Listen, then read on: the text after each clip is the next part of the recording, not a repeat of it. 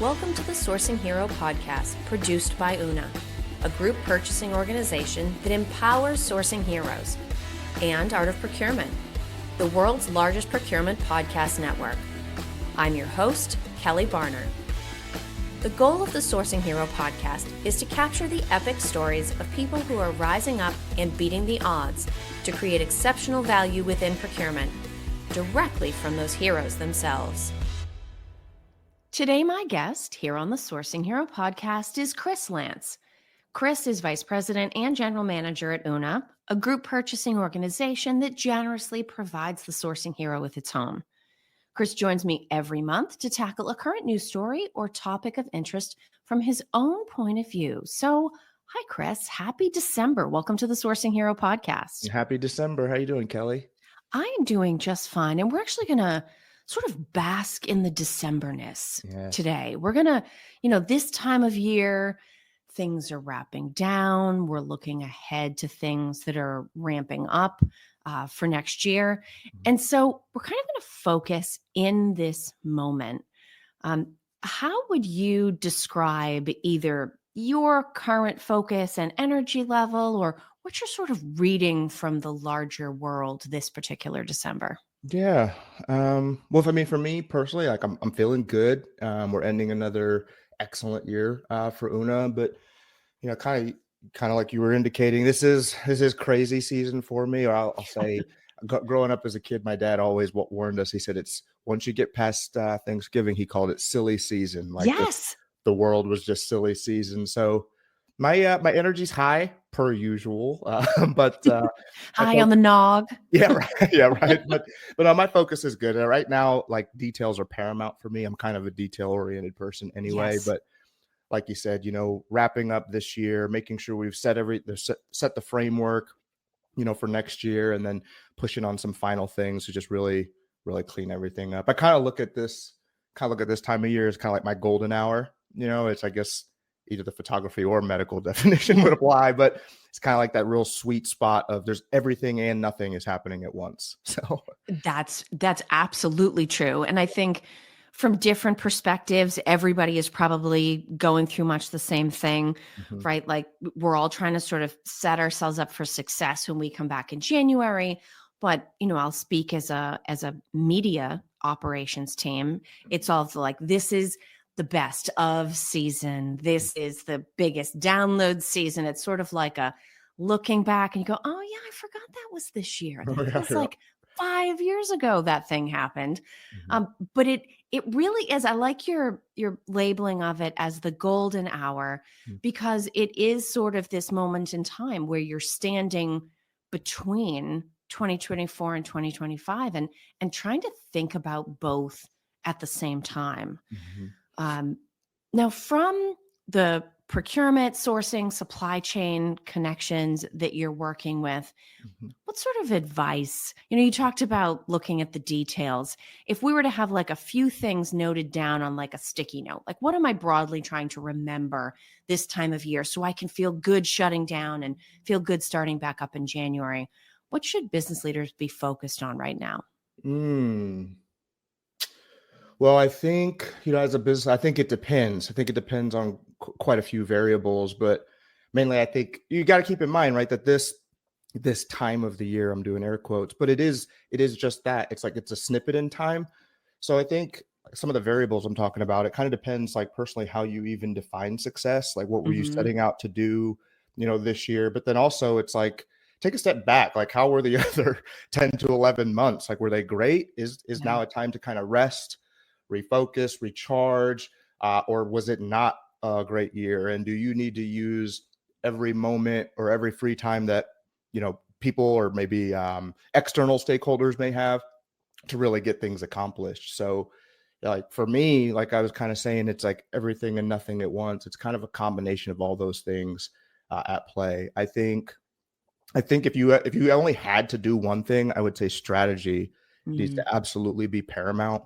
And I say that because, you can't score without goals, or you can't measure what you're not monitoring, or vice versa, right? You can't monitor what you're not measuring. So I think you need to really be honest with yourselves on how the year went, and then kind of dissect that and make sure that you have everything set up for the next year. So that's what I mean when I say everything and nothing. But even if a year didn't go well, I would caution people, like, you don't get a lot of times throughout the year where kind of the world slows down. So it is wisdom to kind of take advantage of that and kind of rest a little bit too, rest your mind. So no, I do think that's a good thing to remind everybody for, because as much as the December slowdown is, not completely, but somewhat gradual, right? Like you feel the email numbers go down and the LinkedIn postings go down and the speed of responses slows down.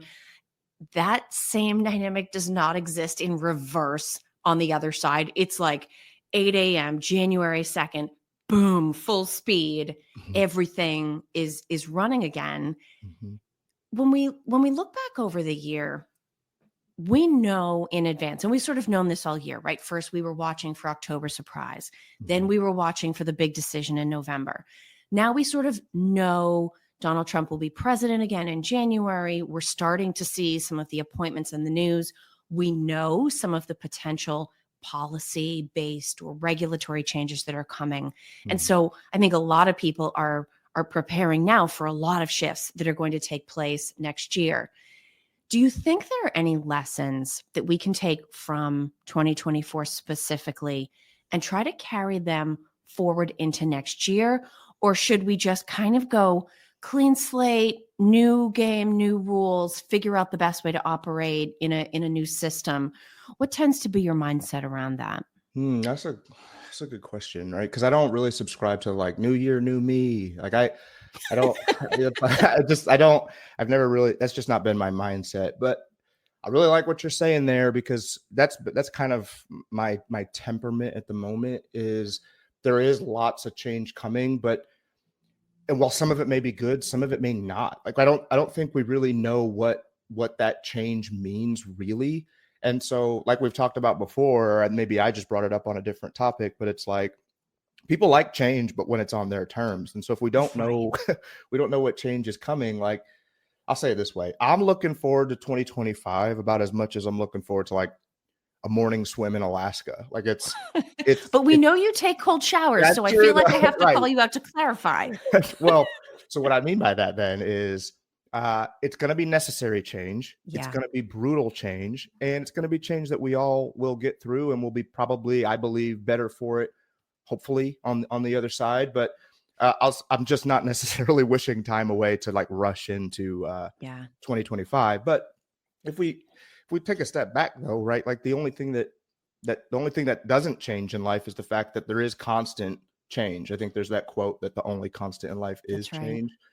So back to what you're indicating, I think if we go back to, what was it, October, we were talking about all these, some of them a little tongue-in-cheek crazy, right? But all these different what ifs, for October. But if we're being honest with ourselves, I don't think any of those what ifs have actually really calmed down. In fact, most of them have actually become more dire. So whether that's geopolitically or financially alone, I mean, for me, I'm kind of bracing, for 2025, which is ironic because I said the same thing in 2023, I believe. Like 2024 is going to be a doozy, and now I'm sitting here like 2025 says hold my beer. But yeah, exactly. So I don't know. For me, the biggest lesson that, if I'm looking back over just this year alone, I think it goes back. One of my favorite quotes is, "Believe none of what you hear and half of what you see." And that's my lesson. That's what I've learned over the year. And I think,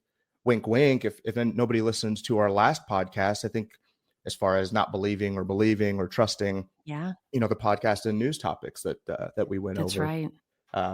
If I want to be a little funny, I would say don't even believe half of what you see, because my goodness, like AI is getting really good. Like it's getting really good. So I do think there's wisdom in looking back. As we've said before, history doesn't necessarily always repeat itself exactly, but it oftentimes rhymes. And so if you're looking at the topics that would impact your organization or even just you on a personal level, go back and revisit those topics. What I like to do is, I'm not a fan that Google's tracking all this, but what I like to do is even go back and look at your Google timeline. Like where have you been? What have you Yeah. sent? What have you done? I don't know. That's kind of what I'm thinking though about 2025. Definitely look back into this year to kind of set yourself up for the future. So. Yeah. Well, and I think it's interesting too, because, okay, so I'll admit this, don't anybody lose faith in me. Mhm. When you do a good job taking a weekend, and I will also admit that it's very rare that I actually do a good job taking a weekend, but when Same. I do, when I know, for instance, I'm going away for the weekend and I'm not going to have the option to stay plugged in and work, Mhm. I developed a habit some number of years ago of Friday me writing Monday me a little note, Mm, because you spend your week very much immersed in all of the little details. And it's like the second you get that break, the continuity stops. And I find myself Monday morning at 7:30, 8 o'clock, whatever time it is, sitting at my desk going, why did I think I was so busy on Friday? I don't even know what I do. And I would try to like, okay, so I'm going to write a note. mhm. The first couple of things to do on Monday are this. And you get through those first couple of things. And, now you're fully, oh, yeah, that's right, this and that. And I think we get that in an exaggerated way over the holidays with the new year. And I'm somewhat torn because the workaholic in me says like, oh my gosh, how are we going to bridge a week and a half and still remember what we do here? Right. But I also think stepping away and coming back with fresh eyes, you bring new energy. If you're anything like me, you probably bring a couple of extra pounds from what you ate over the holidays, right? But you do come back with a renewed sense of like, okay, back at it. Mhm. And so I'd be interested to hear where you are. Is it worth trying to preserve some level of continuity and comfort through a longer break like this?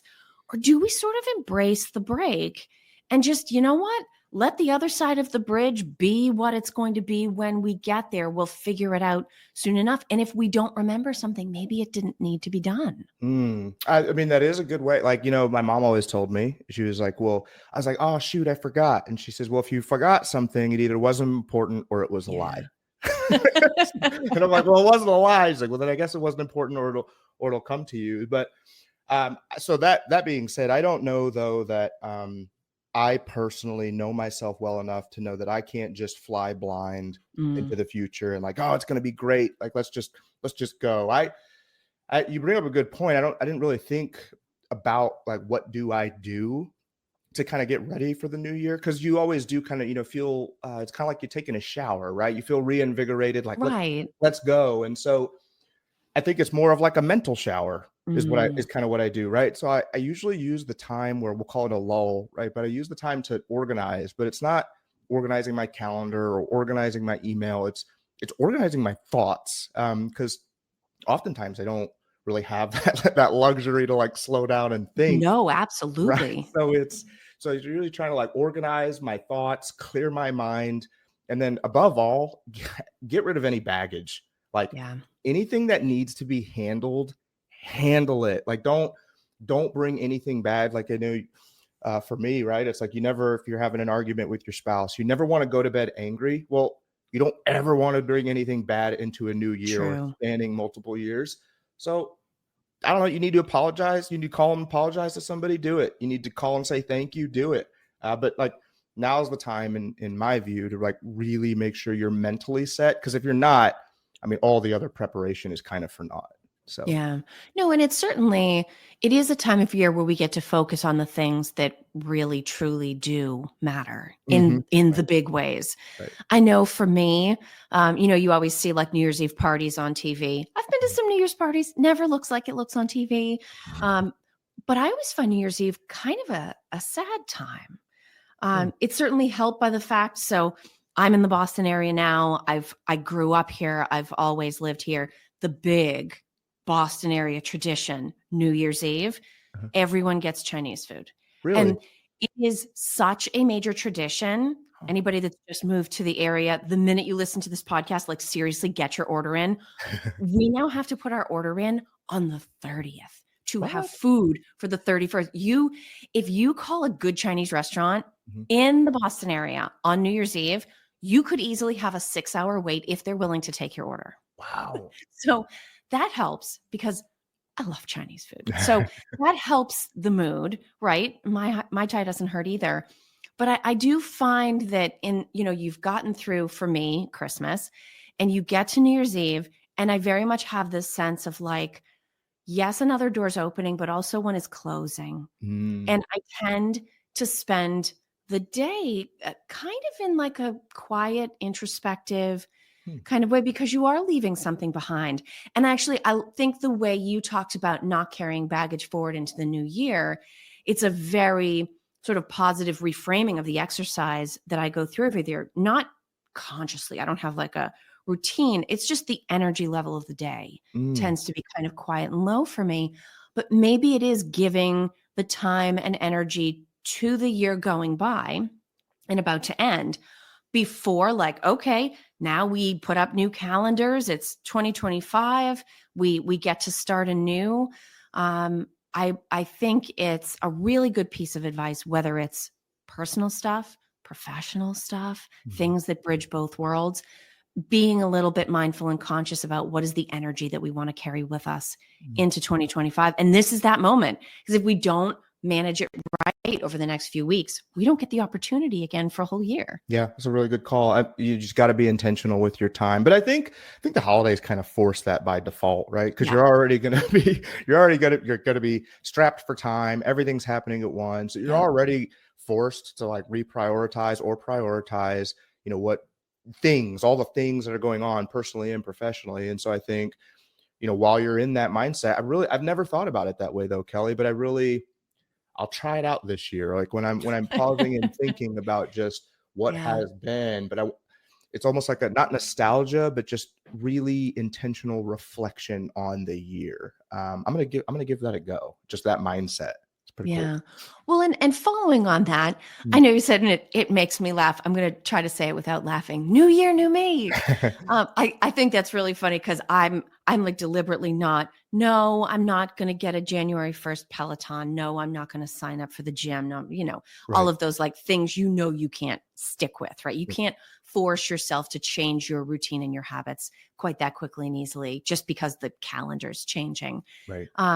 But at the same time, with all the other things we've talked about, do you think it makes sense to bring a little bit of, we've talked about that intentionality, that reflection, Mhm. sentimentality, even from the personal place where we are in the journey through the year into our professional sphere? I mean, I know for me this time of year, and as I've worked more years, I've gotten better about it, but I was always sort of seized with this feeling at the end of the year. You're gonna be like, I love you guys. Like, not even at happy hour, right? Just like you feel like these are the people I spend so much time with. I appreciate everybody. I mean, the Una team is amazing. The Art of Procurement team is amazing. Mhm. Mhm. And so, a lot of times at this point in the conversation, right, we're reflecting on what heroism means, which ironically is sort of a solo designation.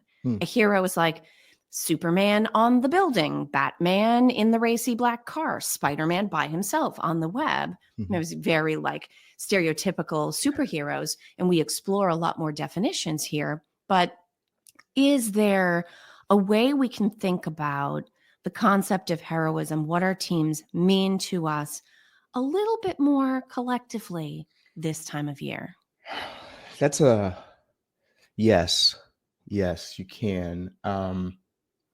And I think you should. But where I'm torn, I think you can hear me kind of waffling, right? It's yes, you can, you should, but I think wisdom tells me, and maybe this is just me, but be careful with it, right? Mm, Because I mean, we are talking about this from like a business perspective, or like in the business world, and we just talked about like all the other hot topics from October we had touched on what potentially could be happening in 2025, and so one of those big things is economics, right? And so it's great to like or even love, right? Really love the people that you work with, but I just to keep just everyone just needs to keep in mind though that to run a successful business, you have to do what's in the best interest of the you most organization certainly do. or the company, Yes. right? And so I say all that to say, like, so for example, over the last 3.5, 4 years, like our grocery bill's gone up, but I haven't fired my kids.